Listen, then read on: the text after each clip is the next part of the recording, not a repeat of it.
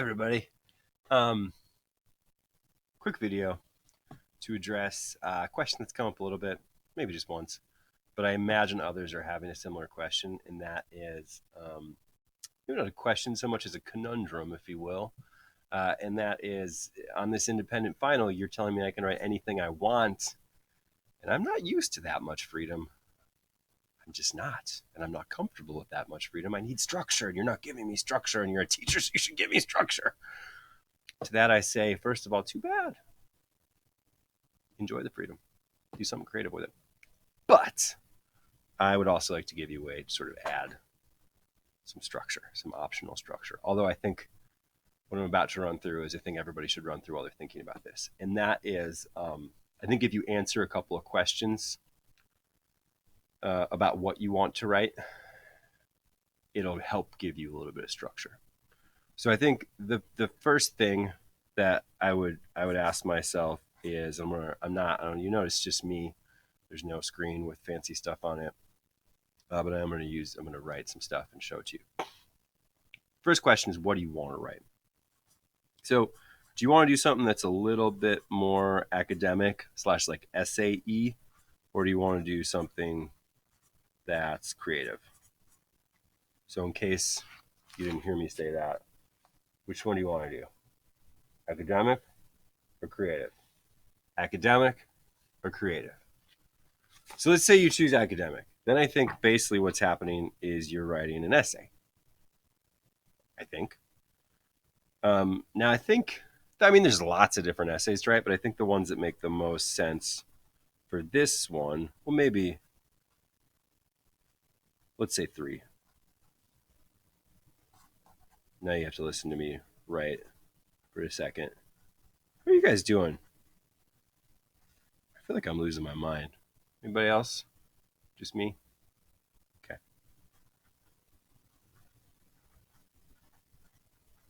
So now I feel like you've got 3 choices if you decide you want to go more like the essay route. You could write, let's go this way, an analytical essay. So the thing that you're writing, you could analyze it, kind of like we just did for the AP exam. So look at that thing, tell me how the author did it, tell me what the author's trying to accomplish, or the filmmaker, or the TV writer, or whoever. You could write something persuasive, something argumentative. So you're trying to convince me maybe that the thing that you read is wrong, or it's right, or it's the best thing, or it's the worst thing, right? Or you could take a more personal approach. So you could read a thing and then explain to me how that relates to your life, maybe through some stories about your life. And this could take the shape of something, a little bit more like a college essay, but probably a little bit more creative. A little bit less trying to sell yourself to a college, and maybe more just trying to share a part of yourself with your audience. So I think if you decide to go more like that, I'm going to write an essay because I'm comfortable with that and that's what I want to do, I think those are kind of your choices. Are you writing an analytical essay, or a persuasive essay, or a personal essay? Now, if you're going creative, the world is your oyster. But to me, there's kind of 2 things you're doing, except for there's a lot of these things intersect a lot. But I guess, do you want to write a story, or do you want to write a poem? Write a story, or do you want to write, and not really a poem, you have to write poems, plural, to get to 500 words. You could write a 500-word poem. Totally could. Wouldn't be that hard. But that'd be a long poem. So which one are you going to do? Story or poem? And obviously, these can bleed over here, right? Lots of people like to write poems from their own perspective, but you don't have to. You can create a character to write a poem from, whose perspective you can write a poem from. You can do all sorts of fun things with poems. You can also use poems to tell stories. But there's still poems. There's line breaks. There's, you're thinking about a poem. So poem is kind of its all big thing. There's lots of different kinds of poems you can write. And if you decide to go the poetry route and you want to talk to me, poetry is my jam. It's like what I got my undergraduate degree in. I still write them. Sometimes I've got lots of collections of poems. You may think we read a lot of poems in class this year, but I've probably read 1,000 times as many poems as we looked at in class this year. And I don't think that's even an exaggeration. If you're going story, then I think you also have a couple of fun things to think about. Do you want to do just something totally dialogue driven, like a play or a script or a screenplay? Or just kind of write a short story? So, I mean, that's kind of the two arcs from story. Do you want to write like a script? Something that could be turned into a longer thing? You know, if you're writing a script, it's only going to be like a scene, or a short story. It's going to be a short story. 500 words is very short. So that's what I would say. These are kind of your choices for what are you writing. Right? I think. So I think the next thing to think about after you've decided what you want to write is who are you writing it for? Like, who are you imagining? So in that case, you should ask yourself, who is your audience? Now, I don't know why I'm writing this down anymore, because that's a pretty simple question, and you got it without me writing it down, but I'm still going to write it down. But your audience, is it, where should I go? Here? Is that good? No. Oh, I need a director, guys. Is it your peers? Is it me? Is it your parents? Who are you writing this thing for? Is it somebody who's never watched the movie that you're talking about, or is it somebody who's very familiar with the movie you're watching, or television show, or book, or article? Is it somebody who already agrees with your point of view about this thing, or are you trying to change somebody's mind completely? Who is your audience? Anytime you write something, you should think about who your audience is. And it's good if you get beyond in your mind just like, my teacher.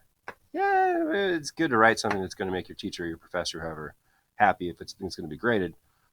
But I think if you think about a broader audience, you're going to come to your writing will be better and your teacher will still be happy.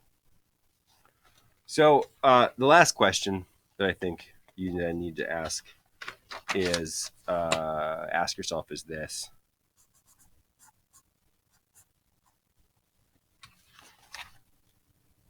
Why? Why am I writing this? And yeah, of course you're writing it because the stupid bald man told you had to.